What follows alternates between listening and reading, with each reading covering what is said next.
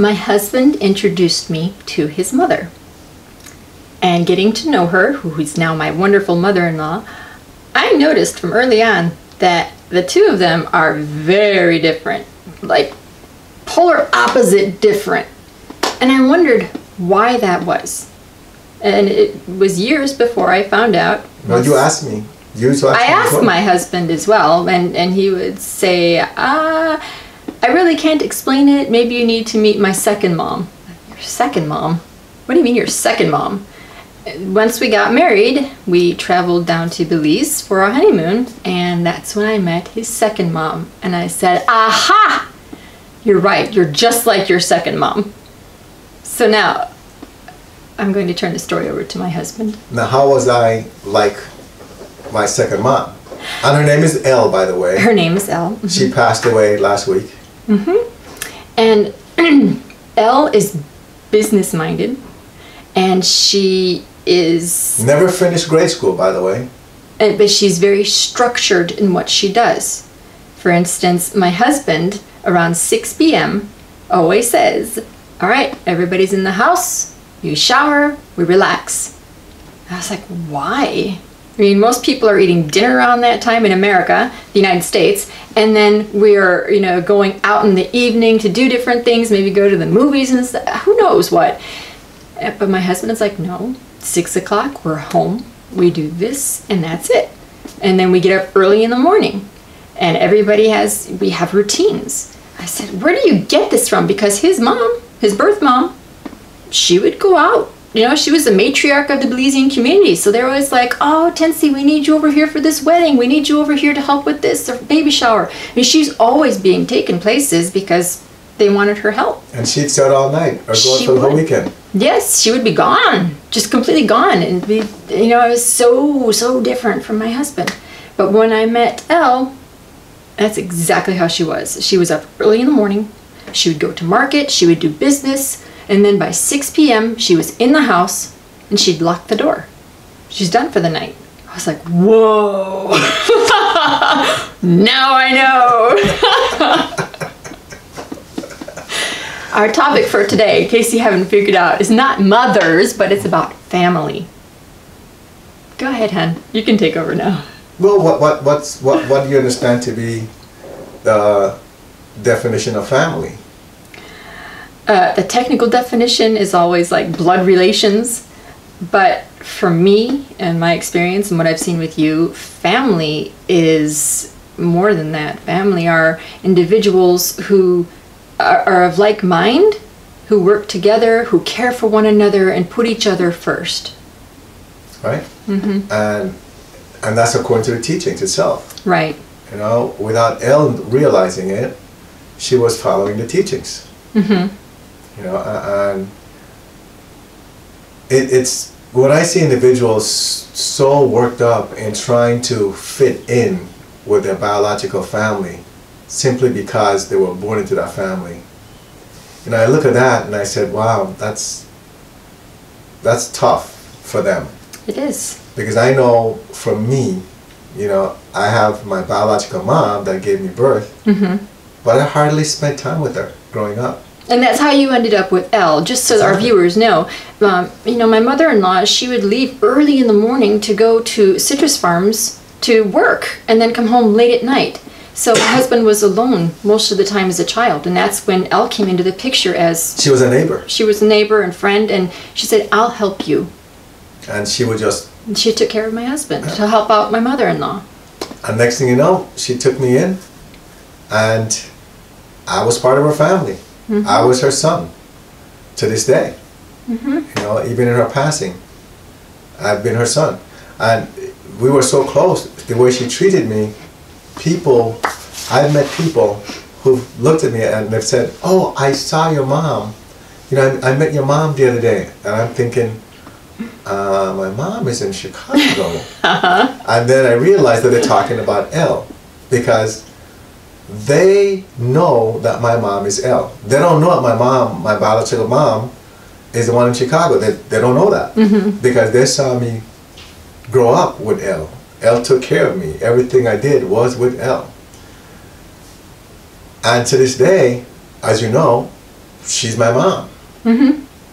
Our kids know her as grandma, you know, and they went down there, spent time with her. Now towards the end of her life, we didn't get the chance to do that. Right. But the point is that I don't walk around feeling sad about being attached to Elle. I feel closer to Elle than my birth mom, and you know that, than my biological mom. Yes. You know, Elle's philosophies and her core values are mine. That's just the way it is. And that's the way it's always been. Now, why is that? Because for whatever reason, what she does and the way she lived her life resonated with me that more than my biological mom's way of life. Does that mean I despise my biological mom? No. Not at all. Not at all. You know that. We take care of her. We do what we need to. We tell this story, one, because it's like me giving tribute to my mom who passed last week, first of all. The next thing is, to me it shows that a family is more than what you're born into. You know, family is about, and the Ascetic Masters teach us this, Jesus, everybody teaches us this, right? You treat someone the way you want to be treated, number one. Okay, and if you do that, that person is your brother, that person is your sister, and if it's your elder, like in my case, Elle, she's my mother. You know, and that's the bottom line. It has very little to do with who gave you birth. It has to do with who gave you a life. All right? Who gave you the experiences to help you become the individual you've developed into? Well, that's what I call a life. See, people see life as when they give you birth. No, birth is different than giving you a life. Okay. Because you live a life. Does that make sense? That makes sense. You don't get born into a life. You live a life. Because there are individuals who are adopted, you know, they have their birth parents who didn't, you know, decide to give them up. But then even the family that they're born into, they're not very close to those parents and those people, but other people they're very close to. Again, who's giving them life? Exactly. That's the point. That's the point. Who gives you the life? And I'm not talking about the breathing. I'm talking about your core values, okay? The way you see yourself. Who helps you identify your purpose, okay? And whomever that is, that's the person that you're drawn to, or that's the family that you're drawn to. You know, who's there? If you wind up in a situation where it seems hopeless, who do you think about? Who do you feel comfortable calling or going to for help? Exactly. That's your family. That's your brother. That's your sister. Make sense? And now you could have your biological family. But when something happens, you don't feel comfortable enough to discuss those things with them. To call upon them. To call upon them, right. Because they might even, and the reason why you don't feel that way is because they might make you feel like you're intruding or you know, you're bothering them. And so in that case, you'd rather go and deal with individuals that make you feel comfortable, that make you feel like you're part of something bigger and loving.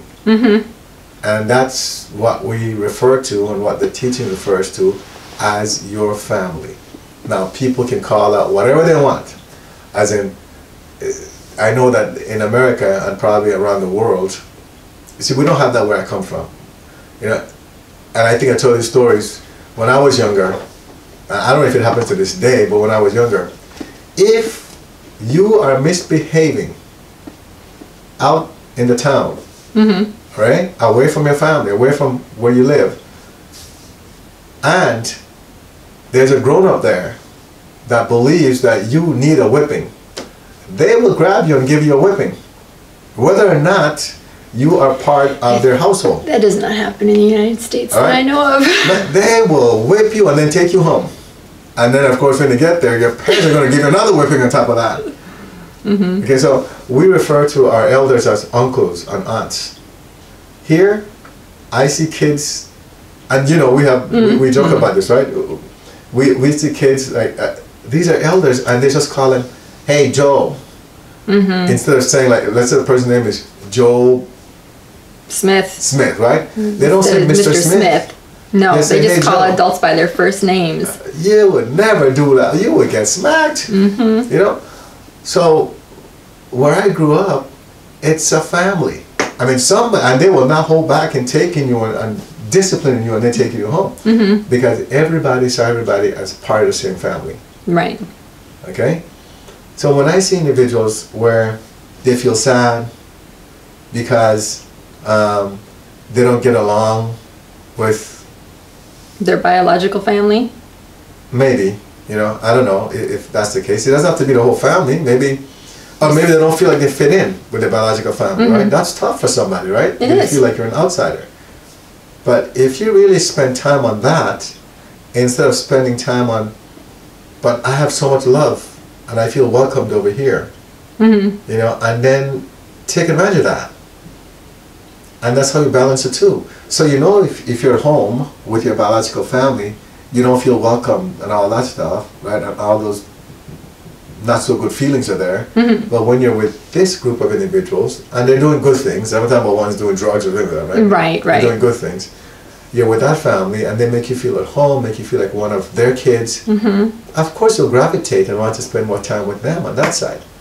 So instead of focusing, but why would I feel so good with them instead of my biological family? They'll start to feel guilty about feeling good with this family over here. You don't need to do that. Right, you don't. You know, it's a blessing. Enjoy it. I have never felt guilty about calling Elle my second mom. I shouldn't even say second mom. I only say that to differentiate, in this case. Between I the wouldn't two. say, exactly. I wouldn't say second mom. She's my mom. Mm-hmm. We have very good friends of ours. Mm-hmm. Right? Like we have Yonghwa, my Korean sister. Mm-hmm. Jackie, who I call my second wife. Right? And if something were to happen anytime with us, we'll call them. That's right. You know, we'll call them almost immediately because, and then we have other people, but I'm just pointing out those two. Those two because we. Exactly, because they're family to us. Right. You know, and that's the bottom line. That they're just family. I don't know how else to put that. Now, is it biological? No. But there is something called your spiritual family. Mm-hmm. And we should all, in the Bible, Jesus says that we're all brothers and sisters. Mm-hmm. And that's the way it should be. We shouldn't be differentiating between who's your brother and who's your sister. The only difference is this one treating you nicely or not? Mm-hmm. You know, do you feel welcome there? I don't know. You have anything else to add to that? Yes, I think it's also important to say that maybe you are in a family and you think everybody gets along except for maybe this one person, and you wonder, you know, why does this, let's say it's a sister, why does my sister always go off to her friends first before coming to us, the family? And I think it's important to note that, you know what, that might be her spiritual family who she feels more comfortable with. It's nothing against you. It's nothing against your rest of your biological family. That's also important. It's just that that's where that connection is. And you should just be thankful and grateful that they're taken care of, and do your best to be understanding and see what you can do to help, because maybe you can build a relationship, you know, that's like that for the future, instead of harboring feelings of negativity like, oh, they never come to us, oh, they should be written out of the will, you know, that kind of attitude that some people sometimes get, you know. Look at it from a different perspective. That's I didn't even think about that sometimes people will take that personal, right? Mm-hmm. And sometimes not that they've been doing anything wrong. The biological family might not be doing anything wrong. Exactly. Just that the other person feels more attraction to this other family, right. These individuals. They're always off with those friends. They're always off with those people. They don't love us. No, that might not be the case at all. They might love you, but that connection just isn't there. And that's okay. And that's a spiritual connection. And that's what Jesus talked about. Love one another. So. That also goes back to that karma. And if there's karma to balance, you probably have more karma to balance with the other group that the person is gravitating to. Right. Than with the biological group. Mm-hmm. Excellent thought. No, thank you. Excellent thought there. Well, and the same thing could happen with kids, where instead of you as the parent, just like my mom and myself, my biological mom and myself, instead of me being more attracted to her, I tend to focus more on Elle. Right. You know, when even well, even And now. your mom was great because she let go. She understood, right? She understood the situation. She did. And she said, you know, yes, I give you my son to raise. She did. That was excellent. How many people could do that with their kids? And she even says that I know I can't take care of him the way you can. And I was a kid at that point. Right. You know, and you're absolutely right. And I guess that's why our relationship always stayed strong. Because I knew that she did me the favor of making sure that I was well taken care of, and she recognized that she couldn't give me that opportunity. Right. And I know that happened in my family too. You know, my mom recognized that there were women, her friends, who I'll use the word resonated with and could connect with in a different way than I could with my mom and dad. And my parents were okay with me going and spending time with those other people. And I love that. Thank you for that, you know, because that helped me to get back on track with my life. So.